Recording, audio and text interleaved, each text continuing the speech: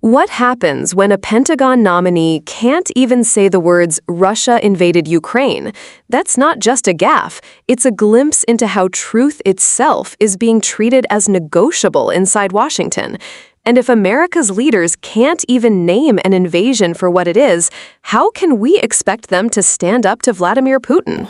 I want to follow up to some of the comments the senator from Oklahoma, Senator Mullen, made earlier in response to Senator Kaine calling out Putin as a bully and this administration's unwillingness to state the obvious. Senator Mullen said that Senator Kaine was spewing 100% mistruths constantly, essentially calling him a liar. He was referring specifically to the Russian president, Vladimir Putin. And in response, Senator Mullen mentioned Assad, Israel, Hamas, Houthis, Iran, hostages, and Dr. Death. I'm pretty sure he did not mention Putin by name. I think the appropriate response would be to say that Putin was, in fact, a bully, but he didn't say that. I think it's instructive that he would not even mention Vladimir Putin by name. Putin's a bully, and I'm not hearing that from this administration. I do hear it from some people on the other side of the aisle, and I appreciate that. More people need to get off the sidelines on this issue. And I think it's clear to many of us that Donald Trump blew up the Western alliance this past week. 80 years of an alliance. Gone. It's disturbing. Mr. Feinberg, earlier you said execution would be your job, and it's part of the job. But I don't think it's all of the job. You're going to often find yourself in the room. And when things like, as an example, the SecDef a few days ago said, when asked whether or not Russia invaded Ukraine, he said it's complicated. It's not complicated. Russia did, in fact, invade our ally, Ukraine.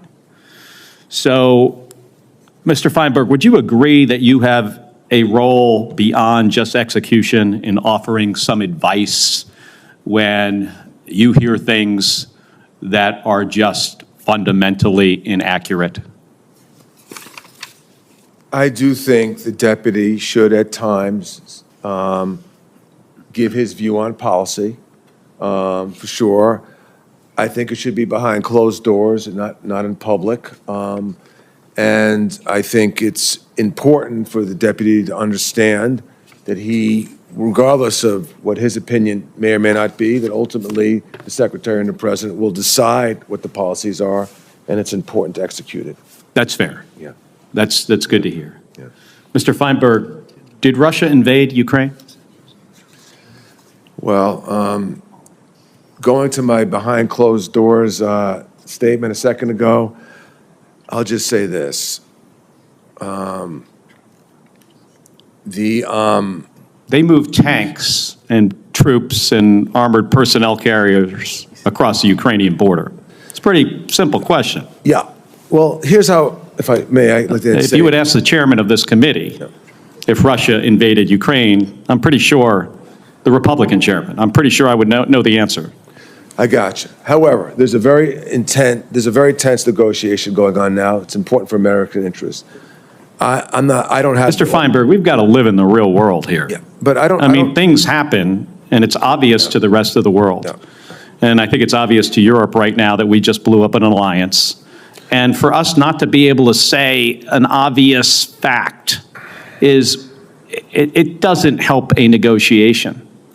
Well, what I was trying to say, Senator, is I don't think some person who's not informed on this, not involved in discussions, should make statements public that could undermine what the president and the secretary's intent is. I do have confidence that President Trump is very strong at negotiation, has a plan, and that he will find a good outcome for America. Mr. Feinberg, people that are good at negotiations do not give up their two strongest negotiating points before the negotiation starts, which was membership in NATO and land that was taken away from the Ukrainians. So I do not agree with that he's a good negotiator.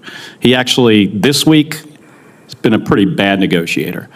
Well, I want to make sure. Actually, President Trump, his policy has always been peace through strength, and he is very cunning on how he proceeds and how he approaches these. He's the first person to ever bring Russia to the table where we are close, potentially, to a settlement. So I'd like to see how it works out. I have confidence it will work out favorable to America. Well, I do not share your optimism. Understood. Here. I mean, this is, we went into a negotiation, giving up the two biggest points, and that is very troubling. And at the same time, in the same week, we blew up an 80-year alliance. And some of my Republican colleagues have a hard time even stating the obvious, that Russia did, in fact, invade Ukraine 3 years ago. I know, Mr. Feinberg, I know you pay attention to the news, and I imagine if I asked you this question 3 years ago, I'm pretty sure I know what the answer would be. Thank you. Thank you, Senator Kelly. I recognize myself. Mr. Feinberg, thank you for being here. When Senator Mark Kelly pressed Pentagon nominee Stephen Feinberg, the exchange went far beyond a simple yes or no question. At its core, this was a test of whether someone seeking a senior national security role could even acknowledge a fundamental reality: Russia invaded Ukraine. Not years ago, not in some vague hypothetical, but in a very real, very bloody war that continues to destabilize Europe and test America's credibility on the world stage. What made the moment alarming wasn't Feinberg's lack of knowledge. Everyone in that hearing room knows what happened in February 2022. The shocking part was the hesitation, the reluctance to simply name the aggressor. That hesitation tells us something troubling, that even inside the halls of power, acknowledging reality is seen as politically risky when it conflicts with Donald Trump's narrative. Think about what Kelly pointed out. Effective negotiation isn't about bluffing away facts. It isn't about weakening your own position before talks even begin. Yet Trump has done exactly that. By undermining NATO, by suggesting Ukrainian territory could be bargained away, he walked into negotiations having already conceded the two most important levers America and its allies had. That's not strategy. It's surrender disguised as deal-making. And it betrays the very foundation of Western security. NATO isn't just some bureaucratic alliance. For 80 years, it has deterred war, contained Russian aggression, and provided a shield of collective defense that has saved countless lives. To dismiss it, to blow it up with careless words, is to gamble with decades of stability bought with American blood and treasure. The danger is not abstract. If the United States wavers in its commitment, European nations will doubt our resolve. Adversaries will test our limits, and democracies around the world will be left exposed. And this is where the deeper issue comes in: truth. When leaders can't say Russia invaded Ukraine, what message does that send?